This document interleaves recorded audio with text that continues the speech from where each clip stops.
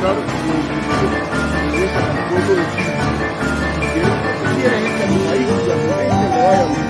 Que se crean entre los cubanos en el exterior la preocupación y el interés genuino.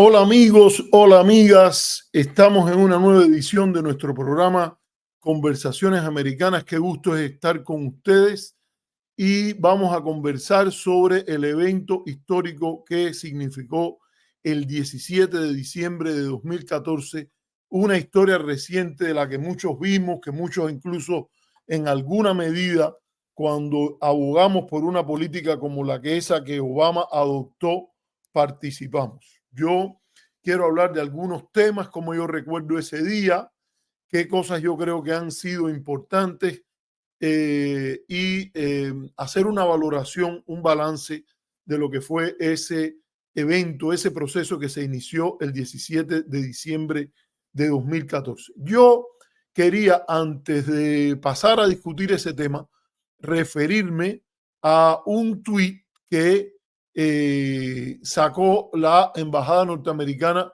unos días atrás, que yo lo guardé y que me pareció, yo incluso lo comenté, y que me pareció interesante que eso hubiese salido.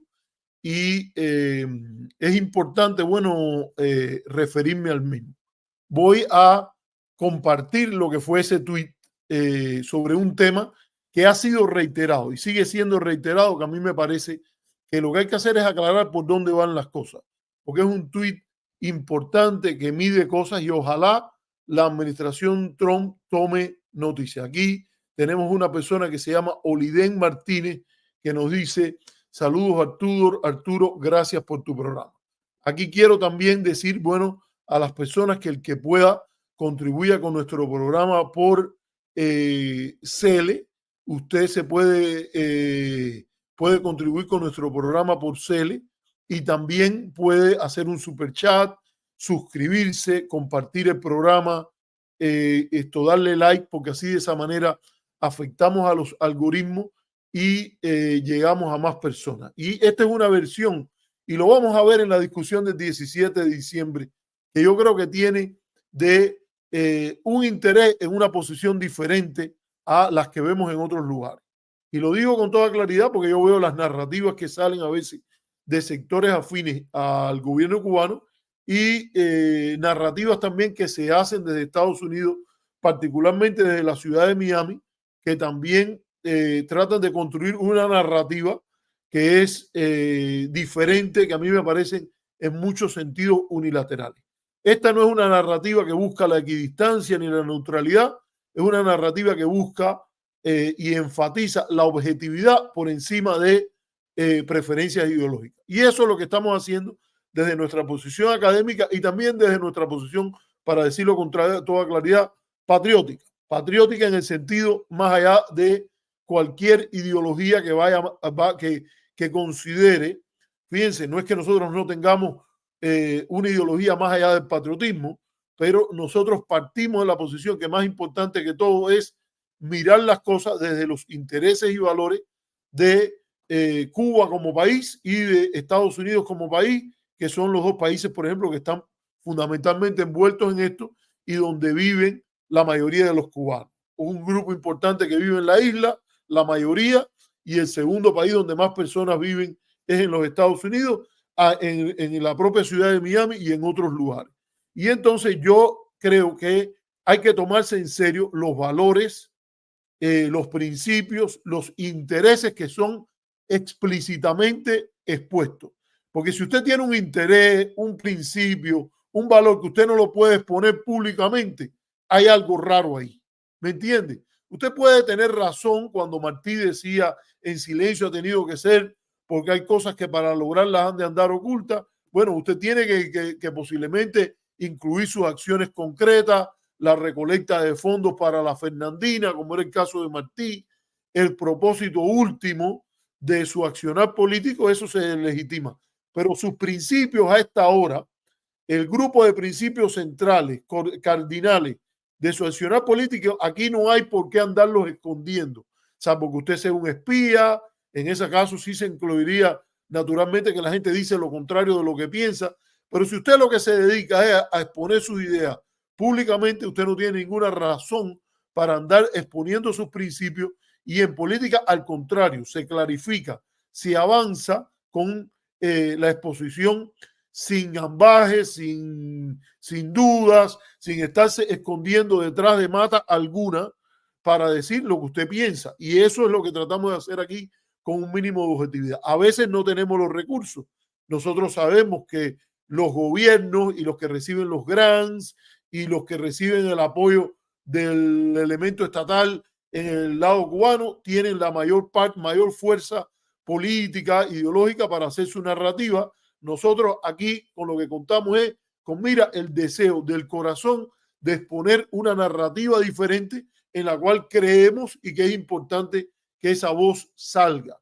Es básicamente de lo que estamos hablando aquí. Y un tema que yo creo que es muy importante hoy es el tema del desarrollo del sector privado y lo que el sector privado puede representar para el desarrollo de Cuba, para la superación de los problemas actuales, y un área, para que quede claro esta parte esencial, que desde los principios proclamados abiertamente por Estados Unidos, por su propio gobierno y por la mayoría de su esfera política, y que desde Cuba, a partir de sus principios patrióticos, a partir de los principios proclamados abiertamente en la Constitución del 19, a partir de lo que están diciendo los funcionarios oficiales, incluido el presidente, el desarrollo del sector privado, ambas partes dicen que es esencial y que coinciden de que el país irá a una mejor posición si logra desarrollar su propio sector privado. Ahí es que se dice, ¿qué tipo de sector privado? Bueno, hay quien quiere que tenga más independencia, hay quien quiere que tenga más hostilidad hacia el gobierno, hay quien quiere que sea parte del proyecto en general, pero esos son temas a discutir por sus respectivos campos. Pero nadie hoy está diciendo abiertamente, o nadie de mayor importancia, sé que han habido algunos artículos en los cuales se habla y se enfatiza el lado negativo del desarrollo del sector privado, de reformas orientadas al mercado, pero la gran mayoría de los que hablan desde la posición oficial en Cuba y desde la posición oficial o de lo de la corriente principal de debate en los Estados Unidos, dicen que estaría mal un sector privado más vibrante, más desarrollado, con más capacidad de integrarse dentro de la economía, de ser parte de la economía en general de Cuba y de ser una esperanza de una mejoría de las condiciones de vida de la población cubana. Espero que se esté escuchando bien. Siempre me gusta tener el feedback de ustedes, así que de esto, por favor, díganme si se está escuchando bien. Las personas que están conectadas, siempre se lo agradecería. Bueno, ¿qué cosa es lo que dijo este tuit? Déjenme compartirlo para que se sepa lo que fue, y a mí me parece que es importante ver qué es lo que quiere decir, ¿no? Y ver en qué medida esto es algo que ilustra dobles estándares, doble vara, etcétera. ¿Y por dónde viene? Esta es la primera parte de lo que queremos tratar hoy. Que buenas tardes, nos dice el Loco Hernández. Todo bien, dice el Loco Hernández. Muchas gracias, Loco Hernández. Y dice Oliden Martínez, se escucha bien. Bueno, déjenme compartirle el tuit de la embajada. Y bueno, lo que yo dije arriba, porque lo voy a compartir desde mi propio tuit. Esto fue un tuit de la embajada americana en los Estados Unidos, embajada de Estados Unidos. Y dice, las regulaciones del gobierno, déjenme ver, porque no sé si lo estoy compartiendo, déjenme ver, subirlo. Aquí está. Y lo voy a poner, a ver si lo logro poner a pantalla entera. A ver si aquí está ya pantalla entera. Vamos a ver si aquí se puede poner a pantalla entera. A ver, ahí está. Entonces, ¿qué dice ese tuit? Espérense, porque yo tengo que ir y buscarlo y leerlo de donde está. Dice, dice el tuit de la Embajada de los Estados Unidos. Las regulaciones del gobierno cubano adoptadas el 5 de diciembre restringirán aún más a los emprendedores independientes del país y empeorarán la inseguridad alimentaria en la isla. Los cubanos merecen algo mejor. A mí me parece que esto es un tema importante. Ahí está lo que dice. Y yo voy a compartir ahora lo que dije yo en torno a esta situación. Lo que yo dije arriba, lo pueden ver ahora, dice, de acuerdo con este tuit, fue lo que dije yo, sobre la resolución 56, pero ahí me refiero al tuit de la Embajada de Estados Unidos en Cuba, no tiene autoridad moral en este campo si representa la guerra económica más asfixiante contra el sector privado cubano, contraria a la dignidad de una potencia democrática que Estados Unidos proclama ser. Y bueno, compartí ahí el link de YouTube en el cual yo comenté sobre la resolución 56. He sabido, voy a bajarlo ahora, he sabido que en este programa nos hemos opuesto a la resolución 56 del MinSIN. Nos parece una mala decisión política, nos parece que manda las peores señales dentro de un contexto de querer desarrollar una economía mixta que se nos antoja, pensamos que es el único camino para salir de la crisis en la cual Cuba está. Y no el único camino, porque hay otros caminos. Siempre en economía, la noción de un trade-off, de que hay diferentes vías de resolver los problemas, siempre es parte de la economía y de la idea del costo de oportunidad, etcétera. Pero es muy sintomático que el gobierno norteamericano pase este tuit, porque además es la valoración que en una entrevista que le da a Radio Martí, o a la llamada Radio Martí, porque yo creo que no es función, no se le puede llamar ni siquiera con ese nombre a una institución que viola la soberanía electrónica de Cuba, radioelectrónica de Cuba. Pero bueno, le pusieron ese nombre, yo lo llamo así, y cuando me han llamado a entrevistarme, he ido y me han entrevistado y parece que no les ha gustado mucho lo que yo le he dicho, porque dejaron de entrevistarme un tiempo atrás. Siempre mi objetivo era, donde quiera que hablemos, ustedes van a decir que aquí hay una persona que se opone a la política de bloqueo, y aunque yo haga las críticas, porque ellos me hacían preguntas en las cuales que yo tenía críticas, por ejemplo, hacerle al gobierno cubano, aunque yo le haga la crítica que haya al gobierno cubano, cada 3 segundos siempre metía el papel que tenía la guerra económica que Estados Unidos tiene hacia Cuba, contra Cuba, a partir de los fondos de la ley Helms-Burton, y que son en cierta medida los mismos que animan la existencia de la Radio Martí. Yo no tengo nada en contra de la Voz de las Américas. A mí me parece que la Voz de las Américas expresa los puntos de vista del gobierno norteamericano. Es normal que un gobierno tenga su propia radio y la refleje.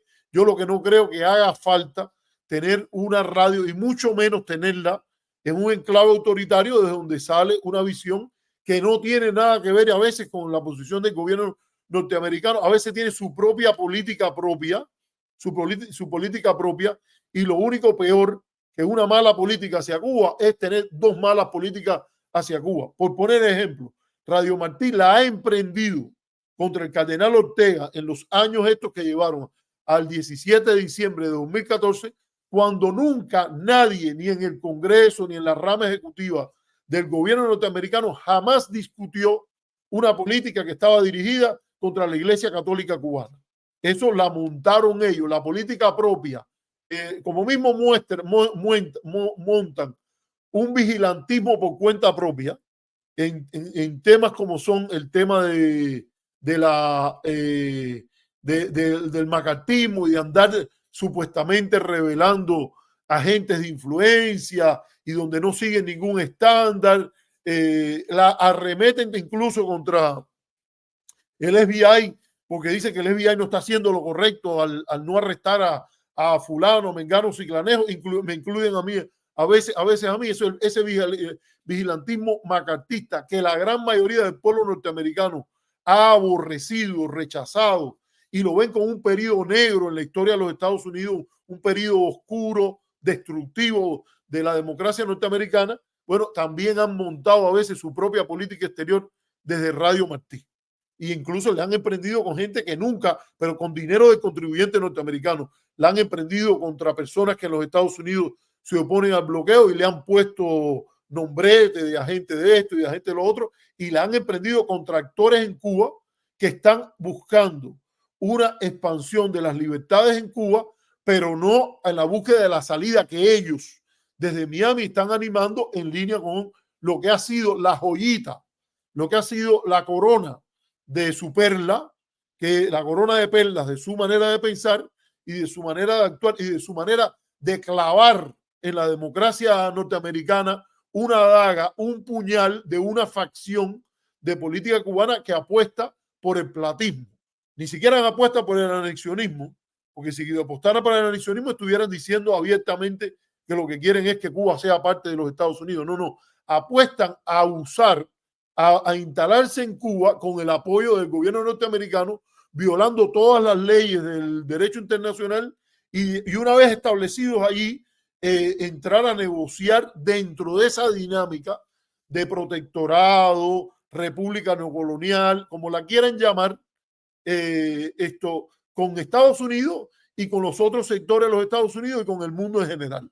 Ese es el proyecto platista consagrado en la ley Helms-Burton, y hacen a veces su propia política al margen de lo que está haciendo las administraciones respectivas en los Estados Unidos. Sí, a veces esa facción, que no es ni siquiera una facción norteamericana, es una facción cubana platista insertada en el sistema político norteamericano.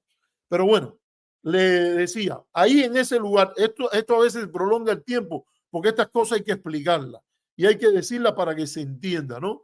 Y ahí hubo una entrevista a Brian Nichols, el subsecretario para las Américas, y ahí él volvió con la matraca, porque hay que decirlo así, de que la matraca no, vamos a ser respetuosos. Él volvió con el discurso que es correcto, pero que en el cual las patas se le han quedado cortas.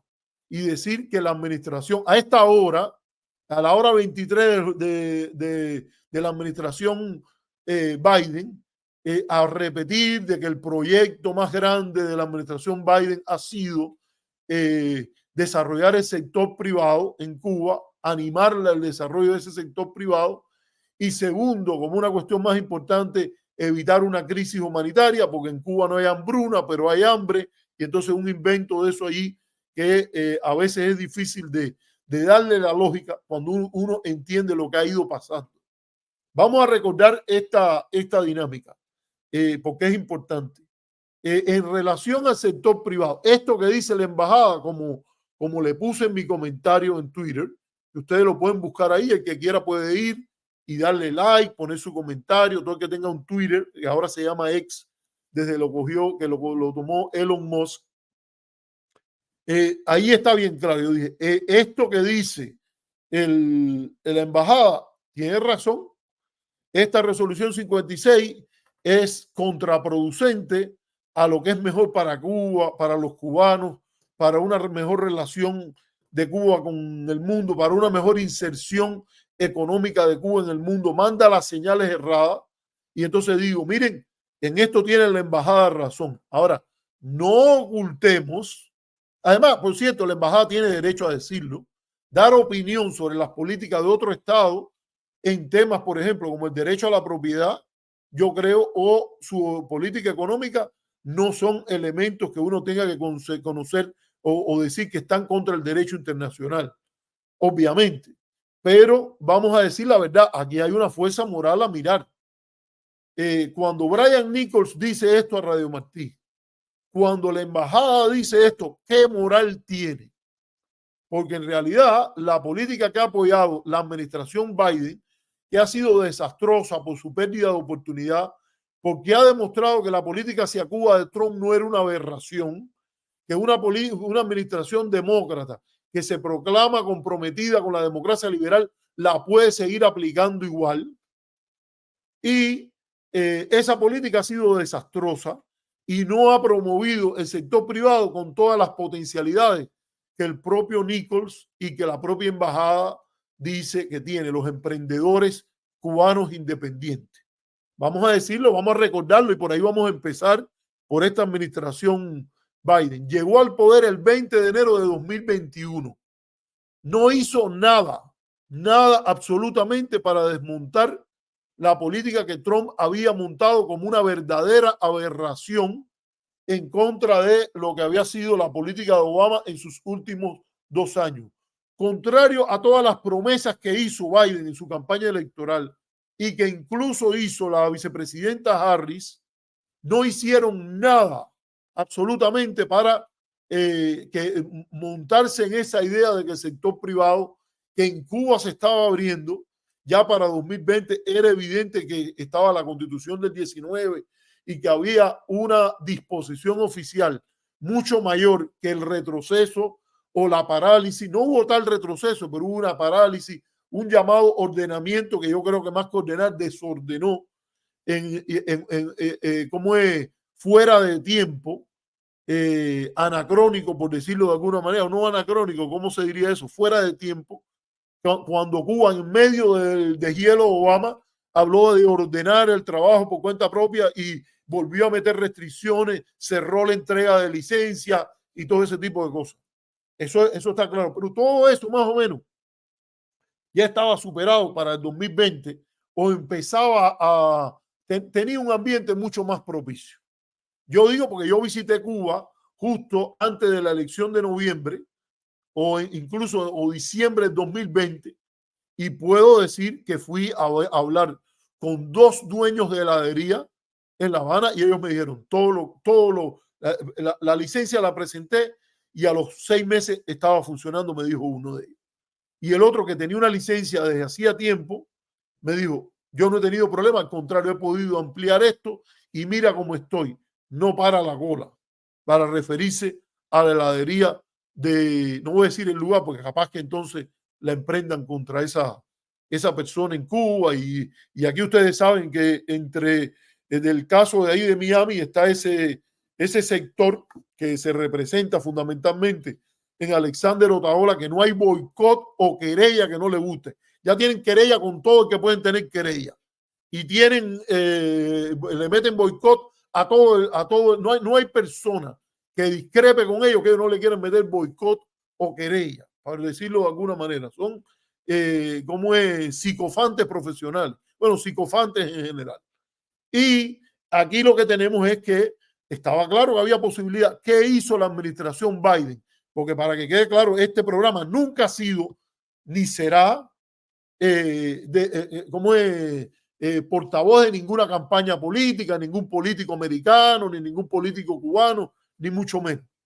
Aquí trataremos a todo el mundo con respeto, pero la verdad hay que decirla. Nuestro principal compromiso es con solo la verdad os hará libre. Y entonces, aquí la realidad es que los primeros 6 meses le metieron en la última hora, antes del lado 27, en el lado 20, estaba el lado 26 tomado y pusieron a Cuba en la lista de países terroristas, dañando extraordinariamente la posibilidad de movimientos financieros hacia Cuba que tienen un impacto en el sector privado cubano. Ese movimiento de última hora que fácilmente la administración Biden hubiese podido decir, mira, esto fue una trampa que pusieron en una transición no amistosa hacia el nuevo presidente y esa trampa no nos la vamos a tragar. Sabíamos que ustedes no reconocían que estaba un presidente llegando al poder, un presidente legítimo, que estaban haciendo todo lo posible para que esa transición no tuviera lugar y en la política exterior también montaron sus propias trampas. Y entonces esta es una de ellas y la vamos a revertir. Como no hay ningún elemento que justifique tener a Cuba en la lista de países terroristas, no vamos a jugar a la trampa, a la maña mala de andar usando una cosa que ustedes hicieron para entorpecer los intereses legítimos, los valores legítimos, lo que hemos proyectado abiertamente de la política norteamericana y lo que dijimos en la campaña electoral, que era nuestra promesa. En Estados Unidos las elecciones importan y ustedes perdieron las elecciones del 2020. Por tanto, no nos pueden dejar aquí una política exterior donde hubo un mandato de que fuera desmontada. Biden dijo abiertamente que él iba a procurar retornar a una política como la de Obama, con más énfasis en los derechos humanos. Entonces, dígame cómo meter a Cuba en la lista de países terroristas representaba siempre retornar a una política como la de Obama y meter más énfasis en los derechos humanos. Cuando hasta en el derecho a la propiedad, tan esencial a la expansión del capitalismo, había habido en la expansión del sector privado y que la cual Estados Unidos podía jugar un papel positivo, un movimiento a bienvenir, a darle la bienvenida. Y sin embargo no hicieron eso, se quedaron calladitos, aguantaron eso, le siguieron mandando señales de apoyo y envalentonamiento a los mismos que habían recibido a Trump en Miami diciéndole, óigame, esperamos que en un segundo periodo usted lo que haga es reforzar todo esto. Y entonces, hasta en el caso de Rosa María Payá, escribió un artículo en Washington Post diciéndole a Obama, diciéndole a Biden que había ganado una elección contra Trump, lo mismo que ella tenía esperanza que Trump hiciera en su segundo periodo y que se lo dijo a Trump en una reunión organizada en Miami anteriormente. Entonces, a partir de ahí, hay que decir que esa administración no hizo nada en sus primeros 6 meses. Llegó el 11 de julio y con el apoyo de apapipios, incluyendo algunos que se suponía debían poner como prioridad, que esto es un problema que el 17 de diciembre a los 10 años esto revela, y que es importante decirlo, no se llegó a crear un mecanismo de cabildeo comprometido con la verdad de que la política de bloqueo, de guerra económica es injusta, inmoral y contraproducente. Hubo quien dijo en su énfasis fundamental que es contraproducente y utilizó decir que estaba contra el bloqueo o que estaba contra el embargo o contra las sanciones para legitimarse en el área de discusión sobre las sanciones, pero no puso eso como su prioridad. Y entonces, después del 11 de julio, inventaron un razonamiento absurdo, porque si algo servía el 11 de julio era para decir lo que hay que hacer es tener más interacción, lo que hay que hacer es tener más intercambio, lo que hay que hacer es que la sociedad norteamericana marque más la oportunidad de desarrollo en Cuba. Lo que hay que hacer es levantar pretextos para las reformas que son necesarias ante la desesperación del pueblo cubano. Pues no, inventaron otra narrativa ante la cual incluso hubo quien se sumó o hubo quien se quedó callado o hubo quien dijo que incluso las ayudas humanitarias a Cuba debían ser estrictamente para salvarle la vida a las personas que estuvieran en peligro para su vida, como después de los huracanes. Y entonces crearon toda una dinámica por la cual tampoco pusieron a la orden del día la idea de quitar toda medida, toda sanción, todo lo que perjudicara un auge y desarrollo del sector privado, sirviese o no a la fortaleza del gobierno cubano. Porque hay que pensar que eso fue hecho en el entendido que iba a haber un modelo de economía mixta, que el gobierno cubano percibía eso como una manera de aliviar la situación humanitaria en que ellos estaban con la soga al cuello y obviamente hay el peligro del peor escenario. Y ahora, como ganancia, a partir, repito, de los intereses, valores, estos principios presentados oficial y abiertamente, porque aquí no es que la política es lo que no se ve, no, aquí la política debe ser lo que se ve. Y el debate debería ser sobre lo que se ve y se dice abiertamente. Entonces, a pesar de que todo lo que se dice abiertamente, lo que dice Brian Nichols, lo que dice la propia embajada ahora con este tuit, es que el sector privado hay que promoverlo y que es una esperanza para mejor de Cuba y mejor de la relación de Cuba con Estados Unidos y lo mejor de Estados Unidos con Cuba, también se volvieron a sentar sobre las palmas a ver de qué manera podían llevar la situación al extremo para negociar más duro con el gobierno cubano y lo único que lograron fue profundizar la crisis, dificultar el desarrollo del sector privado.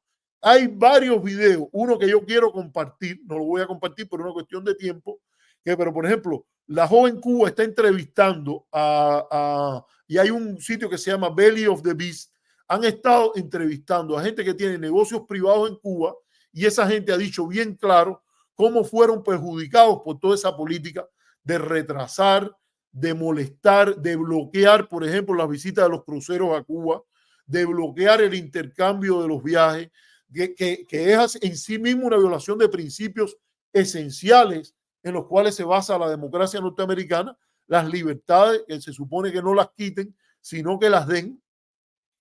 Hay un memorándum de Robert Kennedy sobre ese tema a Dean Ross, donde dice bien claro, no es coherente con los valores libertarios de los Estados Unidos limitar a nuestra gente a que viaje, y que también en el comentario que hizo Robert Kennedy luego hizo su hija, era diciendo que nosotros no, como dijo mi hermano, nosotros no le ponemos un muro a la gente para que no viaje al otro lado. Y eso es lo que han puesto y sigue vigente con la prohibición de viajar, licencias más, licencias menos, como excepción a la regla. Esto es importante decirlo. Aquí está, déjenme saludar a algunos amigos que tenemos por aquí. Aquí está Tamarindo Patriota, Bohío Digital, que es Roger, y está el amigo Lin León. Hay una persona, mira, está Beatón por aquí. Beatón es una de las mejores personas que a veces no se le menciona, pero que ha contribuido con nuestro programa bastante. Yo le agradezco a Beatón cuando lo ha hecho y esto no sabía que estaba por aquí, si es el que yo digo, si es el que ha hecho los respectivos apoyos por Cele, por favor, Beatón, identifícate. Pero si eres tú, todo lo que hay por ti es agradecimiento y este programa a veces, estoy viendo el esfuerzo que tú haces y la modestia con la que a veces nos apoya. Yo creo que a veces uno no dice, caramba, voy a dejar de hacer el programa. Y sin embargo, por gente como tú, lo sigo haciendo. Y gente, por ejemplo, digo, no eres tú solo. Hay hasta una persona que es una profesional, emigró, ha tenido que ver con crisis familiar y a veces trabaja en lo que puede. Y sin embargo, a veces se quita unos kilitos y me los manda. Y me dice, mire, profe, esto es para que usted siga haciendo el programa que está haciendo. Así que te agradezco mucho por esto. Pero bueno, ahora que vengan esta gente ahora aquí y que vengan a decir que no, todo es el gobierno cubano, la resolución 56, que no está ayudando y no sé qué. No, señores, no mires, ¿cómo se dice? La paja en el ojo ajeno o la viga en el ojo ajeno, si quieres decir, porque es cierto que las políticas del gobierno cubano han sido muy importantes en retrasar el desarrollo de ese sector. Mírate tú. Llénate de valor, Brian Nichols, llénate de valor y di que ha habido problemas, porque ha habido de ustedes, hablen con claridad y digan que con tal de satisfacer a Menéndez, con tal de satisfacer a Miami, desde el 2022 dijeron que iban a cambiar la política, que iban a promover el sector privado en Cuba, que iban a permitir que se crearan cuentas. ¿Y qué hicieron después?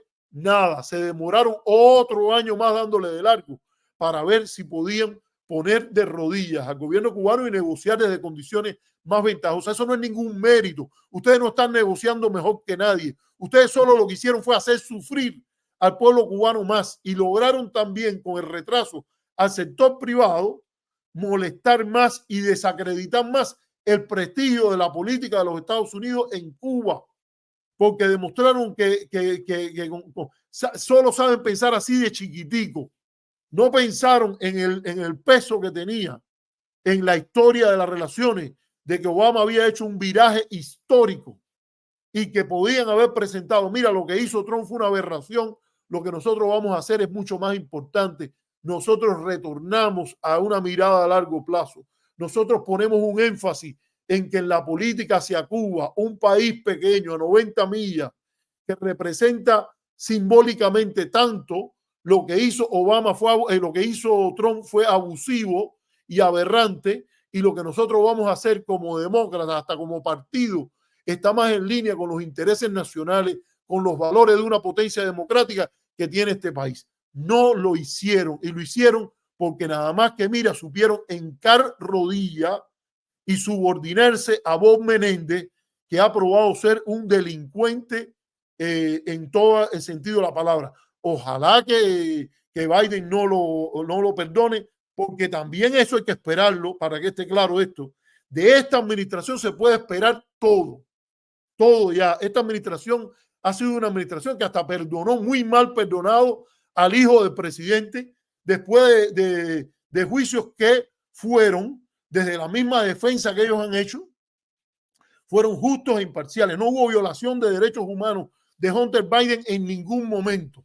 Hay un artículo en la revista New Yorker de un autor judío por el apellido, no me acuerdo ahora el nombre, en el cual está muy bien explicado el desastre en términos de abrir el espacio para que Trump haga lo que le dé la gana en el tema del sistema judicial y que se atribuye a la vergüenza del perdón que le dio Biden a su hijo. Yo no sé si otros programas aquí, yo estoy consciente que hay otras directas y entonces que ahora, no, que es lógico lo que Biden hizo como padre. No, él no está ahí ni como padre, él está ahí como presidente.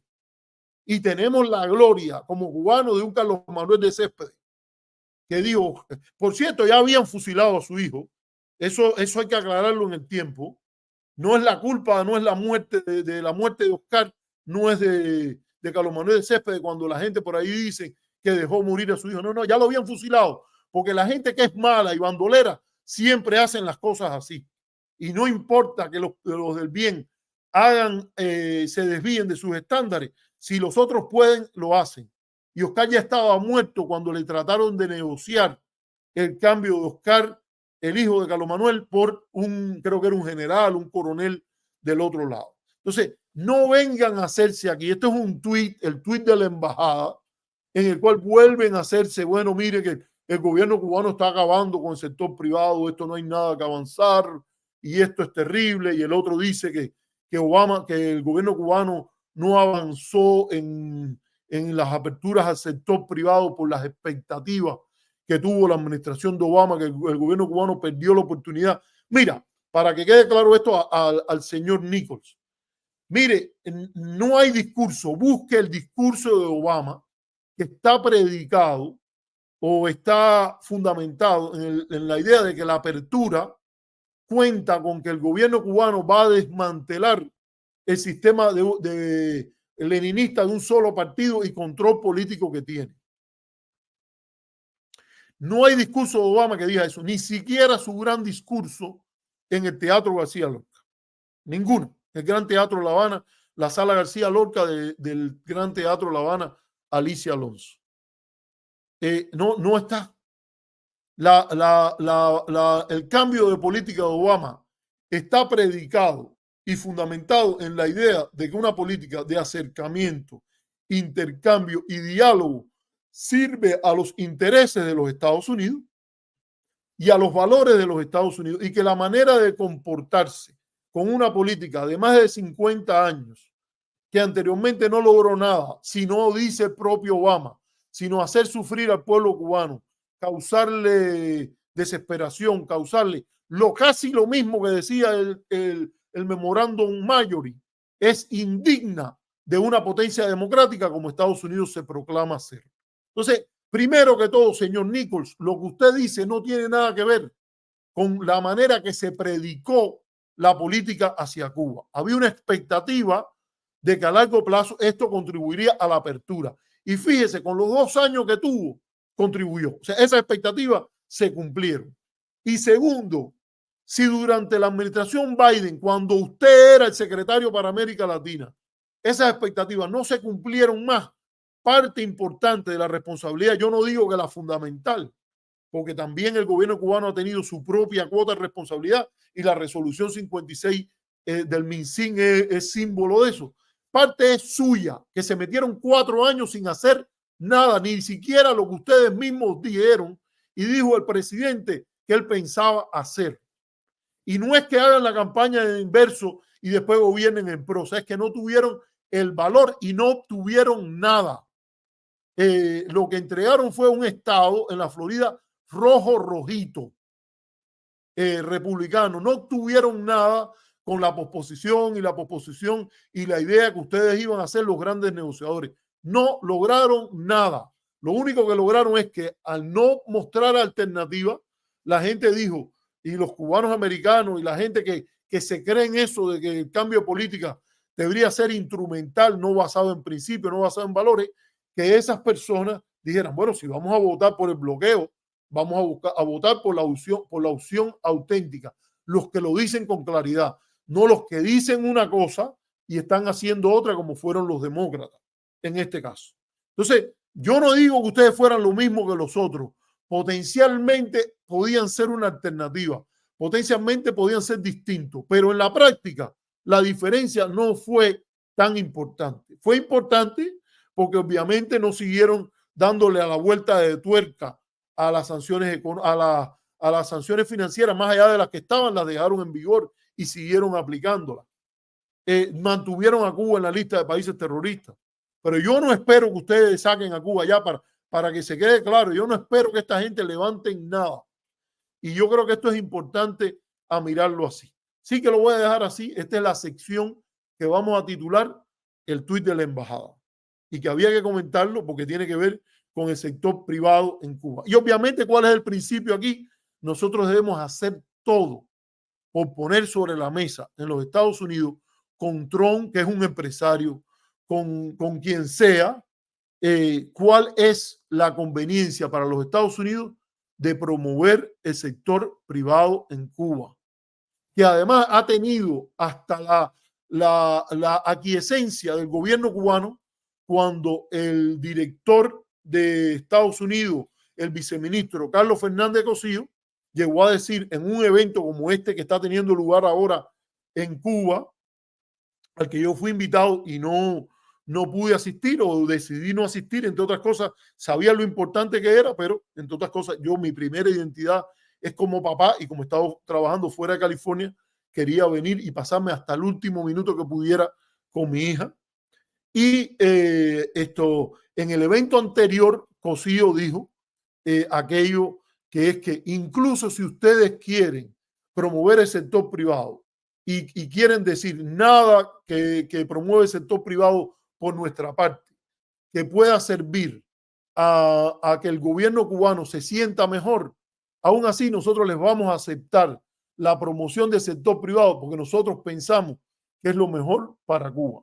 Eso también ilustra maneras de pensar, porque Cosío dice eso por una parte, que el sector privado va a mejorar Cuba y que van a haber mejoría, y usted oye otros discursos que usan el término empresa estatal socialista, en la cual se ilustra que al gobierno lo que le gusta como socialismo es la empresa estatal. Recordemos que en el caso, por ejemplo, de China se habla de economía socialista de mercado o de mercado socialista, donde se estima también que todo ese sector privado, que todo ese desarrollo de una economía mixta no es hostil, sino parte de la idea de preservar las conquistas logradas dentro de la noción socialista que emana de su concepción ideológica. Para poner una cuestión donde ideológicamente se avanzaría mucho si simplemente se dice, mire, aquí no hay continuidad. Fíjense, aquello de Díaz-Canel, de que somos continuidad, no, mira, para que se sepa, aquí no hay continuidad. Aquí hay continuidad en que queremos que el gobierno no colapse, pero aquí hay una discontinuidad marcada en que no tenemos ningún interés. Queremos salirnos, romper con el molde de economía de comando donde el control se enfatiza sobre el desarrollo y movernos hacia una economía mixta. Para que la señal quede clara y para que la burocracia y los lugares por donde van se sepa que el argumento de defender la empresa estatal socialista pisoteando, restringiendo el desarrollo del sector privado, que el que lo diga salga y lo diga y tiene su derecho, pero está fuera de la política oficial, si realmente se quiere moverse en esa dirección. Entonces, esto a mí me parece importante y ponerlo sobre la mesa. Sí, la resolución 56 es un retroceso y sí, ustedes, los del gobierno norteamericano, con excepciones, pues hay que decir que la embajada americana en Cuba, en determinado momento, en el último año, empezó con Benjamin Swift a invitar y hacer cosas como talleres, invitaron a personas, por ejemplo, que fueron y hablaron de cómo abrir el negocio privado, temas de contabilidad, temas de administración. Dieron visas para que ocurriera en Miami un encuentro de empresarios. Empezaron a moverse en esa dirección. Pero digámoslo con claridad, no se puede decir que en lo fundamental la política de la administración Biden ha sido una política amistosa hacia el sector privado. Ustedes tienen razón en criticar a la resolución 56 porque no es buena para Cuba y tienen derecho a hacerlo porque es parte de la dinámica de derechos humanos, derechos de propiedad, etcétera. Ahora, ustedes sí, también ustedes no tienen autoridad moral para venir a montarse en ese discurso, porque ustedes han doblado rodilla, han bajado la cabeza en las audiencias del Congreso, muchas veces ante María Elvira Salazar, Carlos Jiménez, Mario Díaz Balar, Marco Rubio, ante la malísima descripción que estos han hecho del sector privado en Cuba, cuando han construido la narrativa de que el sector privado en Cuba no existe, o si existe es un sector en el cual se trata de funcionarios del régimen, coroneles de la seguridad del Estado, que tienen una especie de Villa Potenkin ahí con un sector privado que no es real. Cuando Marco Rubio dice que hay libertad de viajar a Cuba y que hay libertad de ir y quedarse en las casas particulares, está mintiendo. Usted puede ir en Cuba y se queda en casa particular y cuando viene le van a meter la multaza. Usted puede ir a Cuba, enfatizarse y educarse, que no quiere comer en ningún restaurante del gobierno, quiere comer en una paladar o en un restaurante privado, y de todas maneras cuando usted venga y traiga todos esos recibos y todo lo que traiga, que es una vergüenza porque es un estado de policía en medio de un país que se proclama una democracia liberal. Si hace eso y vida, aunque venga con todos esos recibos, la multaza se la ponen. Entonces ustedes debieron haberle dicho a Rubio, tomarle la palabra a Menéndez, que están diciendo esas mentiras, mintiéndole al Congreso descaradamente, y simplemente construir otra narrativa y decirle, mire, senador, usted tiene razón en no querer que este dinero llegue al gobierno cubano. Vaya, quieren promover el sector privado, como se los dejó el viceministro Cosillo, que diga, mire, nosotros hemos trabajado en esto y usted le vamos a tomar la palabra y vamos a decir, mire, todo el que vaya a Cuba tiene que mostrarnos un recibo de dónde se quedó. Y no se puede quedar en un hotel de Gaesa, pero se puede quedar donde le dé la gana, si no es un hotel de Gaesa. Puede comer en el restaurante y lo vamos a educarlo, le vamos a mandar un papelito. Vaya, esto es el colmo, porque de verdad que esto es el colmo, pero vamos a hacer vamos a movernos dentro de los límites de una democracia liberal y no una democracia liberal que actúa autoritariamente. Le vamos a mandar un papel que diga, mire, el dinero que usted paga en un restaurante de Gaesa, en un hotel de Gaesa, va a un gobierno que a Estados Unidos no le gusta por H, B, Z y A. Usted tiene que firmar un affidavit que diga que usted leyó y estudió estos temas. Pero después que usted vaya para allá, usted sabe dónde le conviene a la política norteamericana, haga lo que usted considere correcto. Y punto. Pero ustedes no hicieron eso. Ustedes doblaron la cerviz, se hincaron cobardemente. Eso fue lo que hizo la administración Biden. Y este es el momento de decirlo, porque ya ustedes no van a jugar un papel central en esta política. Y ya veo por dónde están hablando. Y hay que decirlo así. Y en lugar de hacer eso y hablar con la honestidad, con la responsabilidad que indica servir al pueblo norteamericano y decirle la verdad en la cara y tener un debate verdadero, republicano, como lo pensaron los padres fundadores en el Congreso, ustedes doblaron la cerviz y se hincaron ante la presión y el chantaje de Robert Menéndez, un delincuente, un agente de Egipto y Qatar, y el chantaje de Marco Rubio y ese sector. Y lo hicieron por funciones electoreras y le salió mal la jugada. Es una lección que hay que aprender de los 10 años después de diciembre 17. Los que se hincan, los que se doblan, no les sale bien la jugada. Así es, pues si un día vienen los demócratas de nuevo al gobierno, mira, de nada les sirvió todas esas cosas que hicieron.